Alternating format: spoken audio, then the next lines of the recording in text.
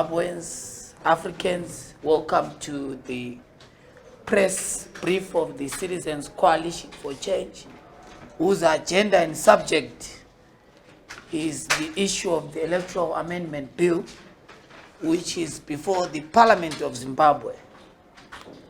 With me today, I'm with one of our members of Parliament, Honorable Prince Dubego, and our champion responsible for elections, Councillor Ian Makoni, and myself, of course, representing the Communications Department of the movement. As we enter into the shadows of the most interesting election in the history of our country, one of the pre-electoral conditions is the issue in and around the reforms. You know that Zimbabwe, since its birth in 1980, has been grappling with vicious cycles of disputed elections. We enter into the shadows of the next election. The fundamental question and the big national question in this juncture facing Zimbabweans and political parties and the general public is what is happening to the reform questions. You know that in 2018, Zimbabweans in the Democratic Alternative participated in an election. That election, by all standards, was a disputed election. We are getting into another election. The logical national question at this particular historic moment is what has happened to the reform agenda. The reforms, for the purpose of those who have not followed Zimbabweans electoral politics, are not just reforms demanded for and advocated for by political parties. There were recommendations in 2018 from Zimbabwe's different civic society groups. There were recommendations by the church and its different coalitions. There were also recommendations around important fundamental reforms by the European Union, by SADC, by the African Union, and the Carter Center, and different other observers who were accredited in 2018. The big question, therefore, is to what extent has Zimbabwe been able to implement these fundamental reforms? And these have a bearing not just to political parties contesting, but also have a bearing to the legitimacy of those who govern. Because politics, as you know, is about a social contract, the relationship between those who govern and those that are being governed. We extract this social contract by participating in election. And Zimbabwe's elections are competitive by their definition in the constitution and the electoral law.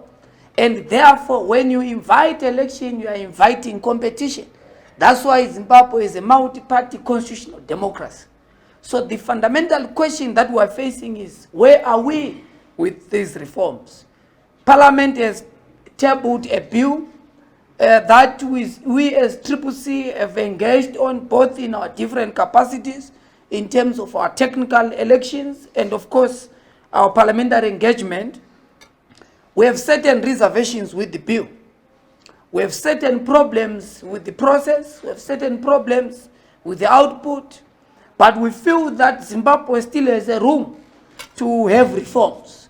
We think that those who are interested in the credibility of Zimbabwe and ending Zimbabwe's international isolation, we must be able to have reforms. Therefore, I would bring our Secretary for Elections to come and address the media in terms of the content and our feelings and thought as a movement in relation to this bill. Then after that, would also invite our Member of Parliament who has been doing sterling work, in particular to give perspective in terms of what we think must be done.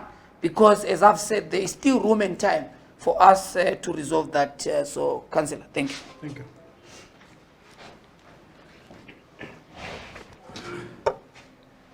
Good afternoon, Fourth State.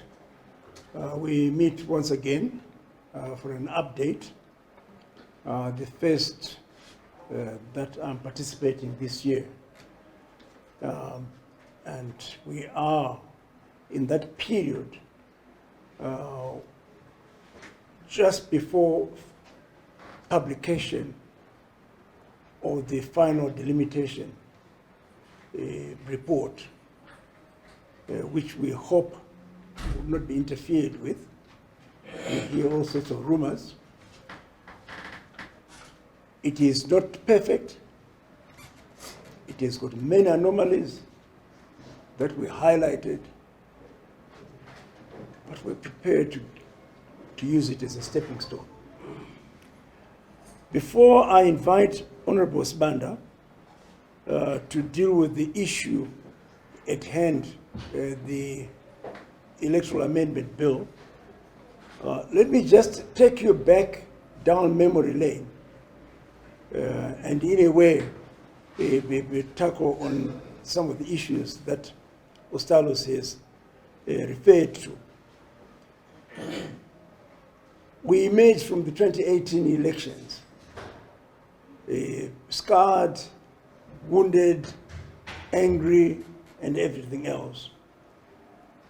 And that attitude was borne out in the multiple electoral observer mission reports.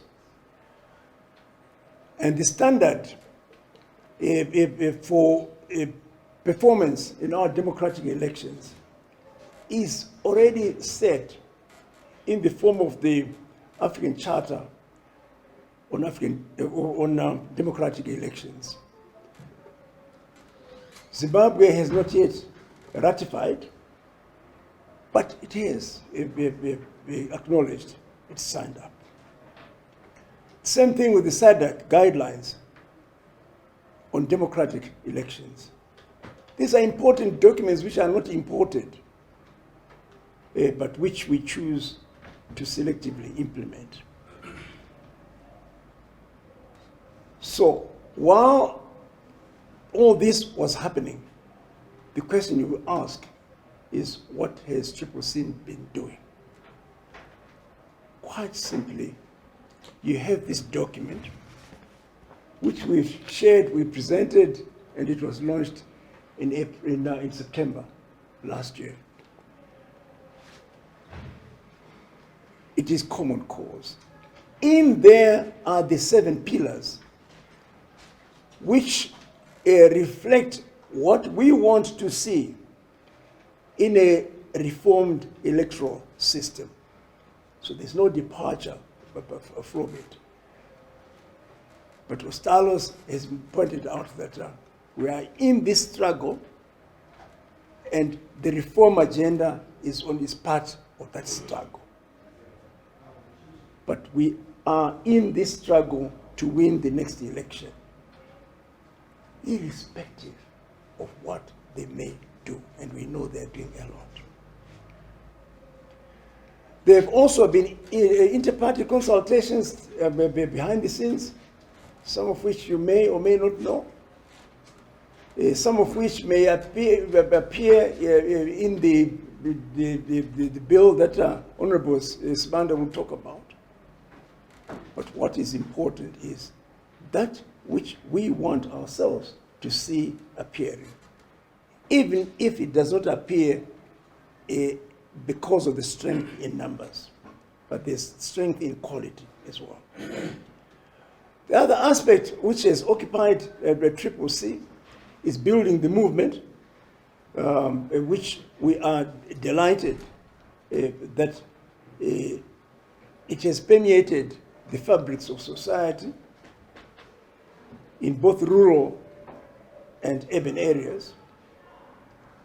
Who was to know that we would perform the way we did in the by-elections, both at parliamentary level and at local authority level? It's a foretaste of what is to happen. And we're working pretty hard to that effect. We registered our protest against ZEC over the lack of interface between them and the Registrar General over the issuance of national identity documents, which are a necessary component for the voter registration process. It was not coincidental that they did not collaborate. It was not coincidental, I repeat. The result being that the voters' roll that was used for the delimitation process is way below the potential that it could have been. So we are quite clear that the delimitation map that will emerge is not representative of even the people that will finally vote whenever this general election is called. We have a good sense that a lot of young people remain eager to register, some skeptical. And we are encouraged by comments from ZEC that the voter registration blitz will run yet again. And it is up to us as stakeholders, the fourth state especially, to maintain that pressure on what they intimated that they will do, because it will simplify matters. But of course, the larger the number of new people registered, the more skewed the delimitation map is going to be. But that's a problem that we're prepared to face. We need to have more people registered. The voters' roll itself is, and I'm mentioning all these things because Honorable Spanda is going to have to dwell on the same issues. Therefore, what's happening in that parliamentary theater of struggle? The voters' roll itself, we know, is skewed. Prepare made mention of the need for measures that give confidence to the voters' roll. So the overall picture emerging, and you're absolutely right to say that we've got a huge task ahead of us. There will probably be as many as 12,000 polling stations, if not even more, if they were to do their job properly. But rest assured that we are sufficiently represented at all those polling stations. We're conscious that some would try to frustrate that process, but they're going to think again. Then it leaves ZANU with one default measure, which they implemented after the by-election results. That's violence and intimidation. We won't be retarded at all, but we are encouraged by the response from all stakeholders, the abhorrence to those incidents, against those incidents of violence. May those voices multiply, because the sum total of all those voices of disgust will ensure that this practice stops. We're a democratic movement, and as such, there is no plan B. The plan B is plan A, which is fighting for democratic elections. And we are quite certain that we will prevail come the harmonized elections, whenever it is they're going to be called. There's one last point, which I think Honorable Spanda will make mention. That is, the election must not be stolen. And we got our eyes open to ensure that that election will not be stolen this time around. So, ladies and gentlemen, I've done no more than highlight the problem areas, the challenge areas around which we've built our election strategy. And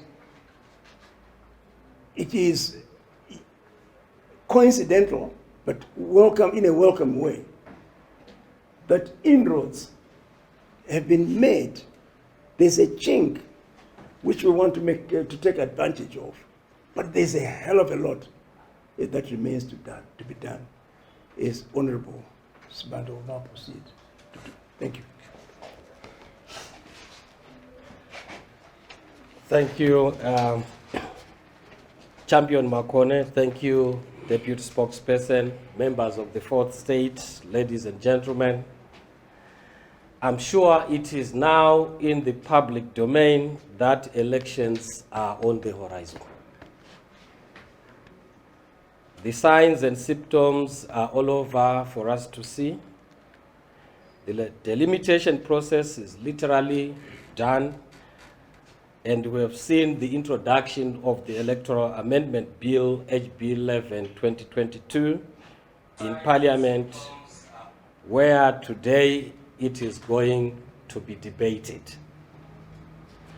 For us, as a responsible and patriotic political party in the country, we see this bill as an opportunity for us as citizens to exercise the ghost of disputed elections, electoral outcomes in this country.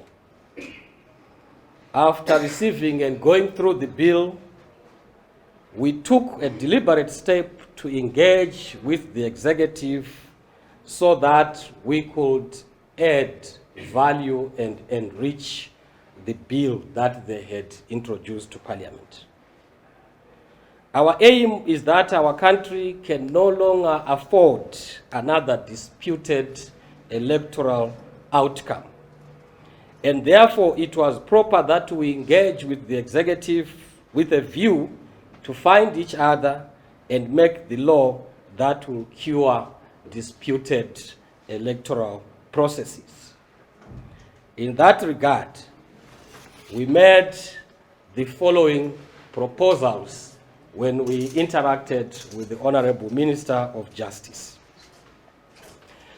We firstly made an observation that the memorandum to the Electoral Amendment Bill, HB 11, 2022, is narrow in nature and does not capture sufficiently the issues that need to be addressed. We cannot achieve sufficient electoral reforms when the bill that has been introduced restricts itself to aligning the current act only to the two constitutional amendments that were done in 2021. We believe that it has to align with the rest of the Constitution. We observed particular issues in that bill which we believe need to be attended to. Firstly, it is the issue of creating new qualifications for one to be elected to be a member of Parliament or a councillor. The bill brings in a scenario where it says if you have been convicted in the previous 12 months for certain offenses, you cannot qualify to stand as a member of Parliament or as a councillor. We believe that this provision is not only retrogressive, but we believe that it violates the Constitution of Zimbabwe. We believe that the Constitution, in terms of Section 125 and Section 278, sufficiently covers the qualifications that are required for a person to be elected as a member of Parliament or as a councillor. And therefore, to try and introduce other qualifications, we feel that it is an attempt to curtail some members of the opposition from contesting for those positions. And therefore, our suggestion is that that clause should fall away. But above all, contrary to what is in the public domain, that there is nothing that has been taking place with regards to electoral reforms, there are certain platforms that had already taken place and where certain agreements had been reached. And it is our view that those agreed positions should find themselves within the bill that is currently before Parliament. We are all aware that Poland, where we are not participants, had a document in which they agreed certain positions in terms of electoral reforms. We would be happy to see those agreements that they had at Poland being included in the current electoral amendment bill. We would be also glad to see the agreements that were done during the interaction between civil society organizations and Parliament through the Zesin bill. Certain agreements were made during those engagements, and we would love to see those agreements finding themselves in the current electoral bill.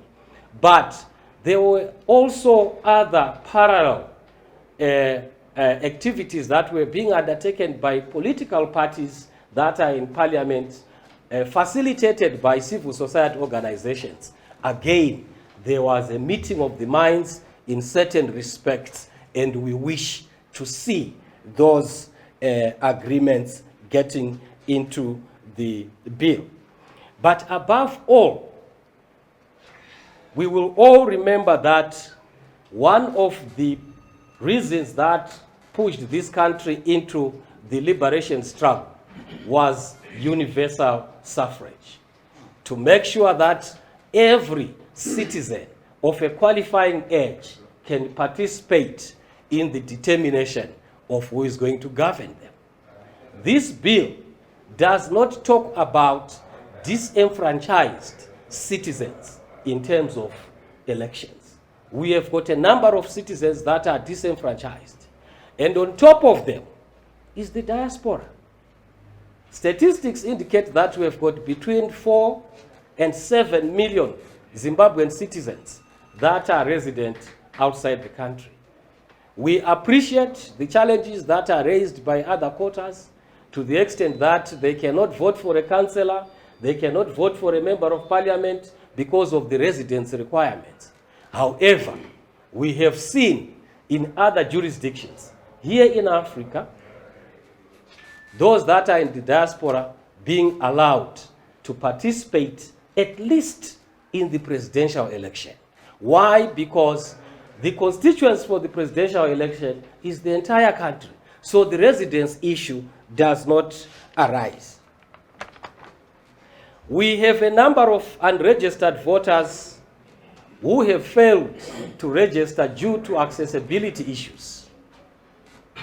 We know that ZEC has got centers throughout the country. But can you imagine a person in the rural area having to board a bus, paying $20 one way, just for the sake of going to register? We believe that that is almost impossible, and it is disenfranchising. And as a result, we have made proposals. Our proposal is that there should be a mandatory clause in this bill that shall force ZEC to undertake a voter registration blitz at least 4 months before a general election. And we hope that it will be taken care of. The other disenfranchised population is that of prisoners. As we believe that it might be impossible to make every prisoner to vote, we believe that there are prisoners who are serving long-term sentences. Those an administrative action can be taken to ensure that they exercise their right to vote. We also propose that this bill should talk about accessibility of the voters' roll in analyzable formats. But above that, we believe that it has become international best practice that before a general election, an audit of the voters' roll is conducted by reputable audit firms. And it is our call that we should have at least 3 reputable audit firms agreed upon by contestants to audit the voters' roll before we get into the election. And the reason for that is public. It is common cause. It is because we don't want then to talk about ghost voters, duplicate voters. We need a voters' roll that is acceptable to everyone else.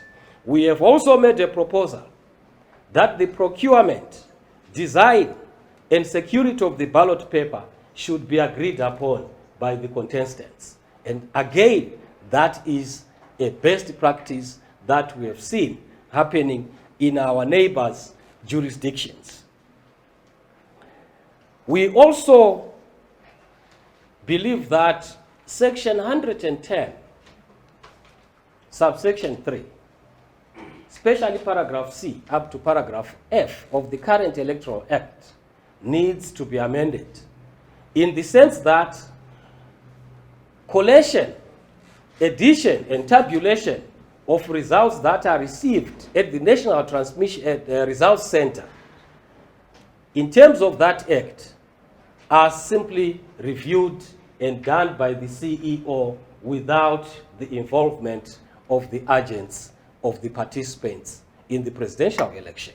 Similarly, the announcement of results in terms of that law seems to ignore the fact that before an announcement is made, the agents of participants in that election should validate those results as being correct collection of the figures that would have come from the polling stations. And as a result, we believe that that particular section should be amended. In addition to that, at polling stations, we believe that presidential results should not be exempted from being posted outside the polling station or from being declared at that polling station. There is no harm in declaring at a particular polling station that presidential candidate X got so many votes, whilst presidential candidate X, Y got so many votes. And then finally, we believe that our electoral law has got a big gap. It is a law that talks about declaration of presidential results, but does not speak about transition of power. And therefore, we have made a proposal that there should be an ad hoc committee which is responsible for transferring power from a previous government to a new government which would have been declared by ZEC. And in that regard, we have made proposals of who shall comprise of that committee. The composition literally comprises of members of the bureaucracy, headed by the chief secretary to the cabinet, to the president and the cabinet. We believe that that committee should be able, after our results have been announced and declared, to then start working on ensuring that the president-elect begins to take over the levers of power. That is what we have made as a proposal, and we look forward that those proposals will be taken aboard as we debate the Electoral Amendment Bill, HB 2022, in Parliament today. Thank you, spokesperson. Thank you very much. Thank you very much. I think that has been very clear. You are now conscious and aware as those responsible of informing society in terms of how we have, in the past few months, under extreme difficult conditions, have been able to build a credible alternative. And you have seen the work that we've been doing in Parliament. So we'll take a few questions or areas of clarification before we adjourn. Thank you. Okay, so I'll quickly clarify. The question on 12,000 agents. Look, one of the most important things we have done as an alternative, and CCC, learning from our experience in the trenches for the past 2 decades, was making sure that we correct the ills of the past. So we did an internal audit of our participation in our yesteryear movement in terms of, the electoral process, the deficiencies of the party itself outside the other challenges. And one of the most signaled issues was the issue of deployments of political party agents, of our very popular constitutional case challenge and the issue of the V11s. And that's why we've made sure that our political and electoral infrastructure is set and is ready to ensure that we're able to prove beyond any reasonable doubt that we've won the election. So the next election, when we enter into the plebiscite, we've created an infrastructure that is sufficient, that is organic, that is more scientific, that is more objective in its thrust and in its mandate to ensure that we're able to count elections, because this is within the confines of the law, in terms of how much we get in council, how much we get in parliament, and of course in the presidential election, so that we're able to have confidence beyond any scientific doubt that Zimbabwe must be ushered towards a democratic breakthrough. The question on terror, of course, we know that our opponents are very scared. You saw that a few days ago, one of their stalwarts was actually motivating their members in ZANU that you must steal the alternative identity documents. It shows a regime that is in panic, a regime that is desperate, and we are putting more pressure towards a democratic breakthrough. And we know that ZANU has unleashed its last tool on the shelf, which is the tool of violence.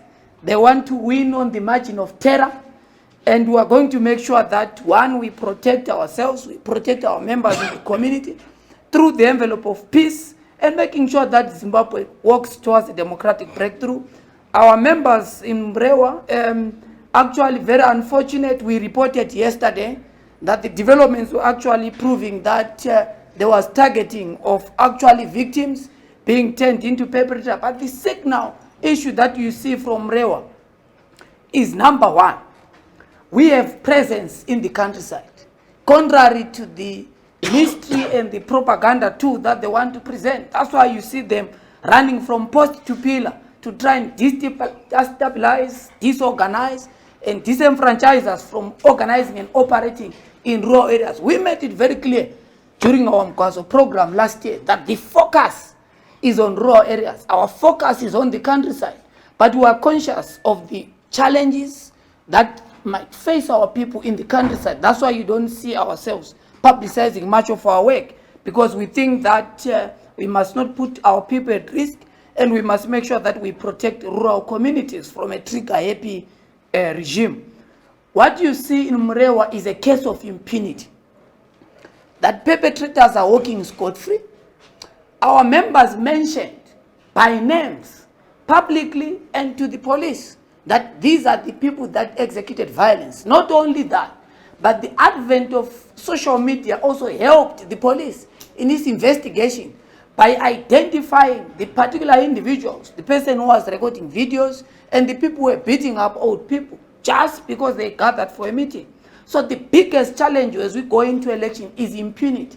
How do we resolve the crisis of impunity, where perpetrators walk scot-free? We have seen how members of ZANU-PF has been inciting violence, threatening the life of the president of the alternative, and members of our party. Just recently in Kwekwe, they also made threats that Honorable Judith Tobaiwa must not be allowed to address. Look, we are conscious of all these challenges and the difficulties. That's why our focus is to make sure that against all odds, we win the election. And we know that they are going to be pushing that envelope of terror, that envelope of harvest of fear, to try and intimidate our people. But we are focused on the big task, and the big task is to win Zimbabwe for change. Yes, Mlo. Thank you very much. I think that our answer is an absolute and an eloquent no to that particular assumption. We know that there is too much appetite, particularly from the said individuals whose political career is sliding into political relic and the dustbins of history in the politics of our country. That's why there's so much appetite and intention to try and ride on the shoulders of political giants in this country in the form of Citizens Coalition for Change. I say this in more scientific terms, in terms of those that have been able to pull numbers in the politics of our country. The said individual, my brother Mlondolozi, I think is better placed to answer where, when, and who, because we have not had any so-called high-level political dialogue. We are an open movement, a very transparent movement. Anything that we do does not happen under the carpet. The Honorable has mentioned conversations that we've done through Parliament as our theatre of struggle. And those things are not secret. And those things' objective is to inform the legislative agenda in our country. So you must understand that the objective of our conversation is based, number one, that we are represented in Parliament. Number two, we are engaging organs responsible and those that can be able to help us drive reform within the theatre of struggle, which is Parliament. The appetite to try and invite us into coffee tables, dinner tables, and try to present trinkets and trappings of dictatorship is not what we have appetite for. And you know that those type of colleagues are interested in those particular issues of benefits, issues of trinkets and trappings of dictatorship. We are not interested in that. We have made ourselves very clear. We have had engagement, like we have said.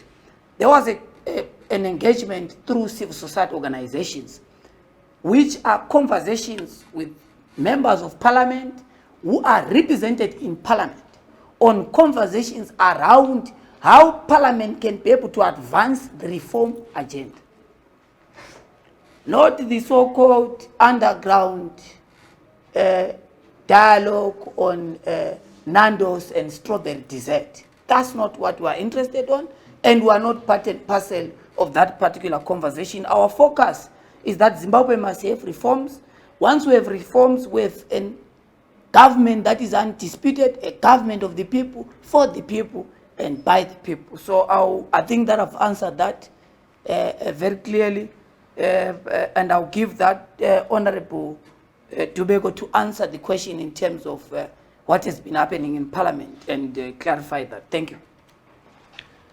Thank you, Spokes. Mlondolozi, I think this is not time about numbers.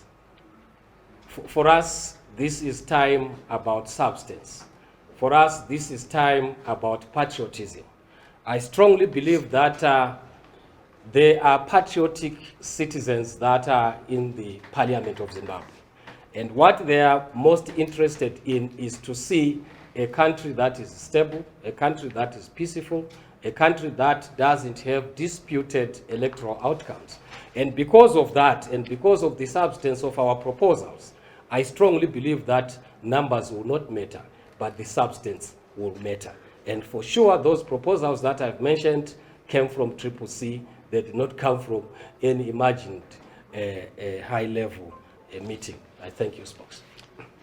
Thank you very much. I think that is clear in terms of our role in Parliament, unless, okay, you can come after. You know, history has got this knack of repeating itself, but if you continue to do the same thing, then you're insane.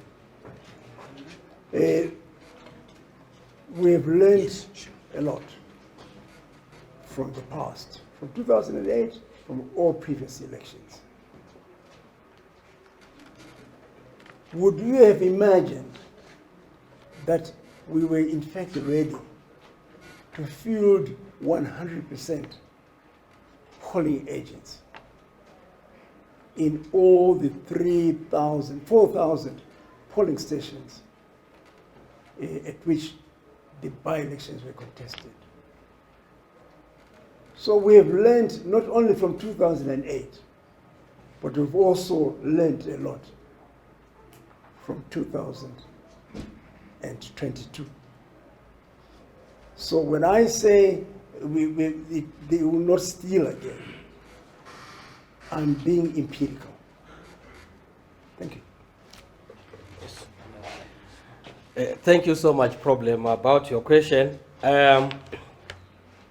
I still recall that when we were working on the delimitation report, one of the major concerns that was coming from citizens was, do we still have enough time to have this delimitation report to be attended to by ZEC and then finally gazetted? Today, as we speak, the final delimitation report is in the hands of the President, and we look forward to have it gazetted in the next few days. Now, the electoral reforms that are required don't need so much time. If Parliament has allowed itself that it should finish the debate on the electoral amendment bill in the National Assembly this week, I guess it can bring aboard all the proposals and have the bill sail through the National Assembly this week. It goes to Senate next week, and by the end of next week, we'll be having literally a new act. And therefore, yes, it is possible for these reforms to be implemented before the general elections that are forthcoming. Thank you very much. I think that you have had, just also to clarify, is that if you have read our 7 minimum demands, they are to do with the process of the election. For example, we talk about opening space for people to register to vote. That can be done. We have time to have a blitz and allow people to register. Before we even do that, we must have a blitz for identity documents, because that is the biggest issue in Zimbabwe. We also talk about the printing, storage, and the distribution of the ballot paper. We think that that process can be done. Accessibility of the voters' roll, we think that is a basic necessity in an election. Unless we have those, we have elections without competition, we have elections without democracy, and we don't find it necessary for our colleagues in ZANU to invite an election when they don't want competition. We think that if ZANU wants election, it means that they want competition. And when we compete, you want us to be relegated out of the competition when you have invited the competition. So we think that there is enough time to do these minimum reforms. There are fundamental reforms that we think will take time, and those I think can be relegated into the next lifespan of Parliament post-2023, where we deal with deep electoral reform issues. But these 7 minimum have to do with the integrity, transparency, and the openness of the process, and we think can be done. Thank you very much. I think that there are no further questions. We continue to encourage young people, particularly those between the ages of 18 and 35, to exercise their fundamental right to vote by making sure that they go and register to vote. Centers are being opened across the country, and we encourage fellow Zimbabweans to register so that you do your part and we do our part. Members of the media, fellow Zimbabweans, thank you very much. Have a good day.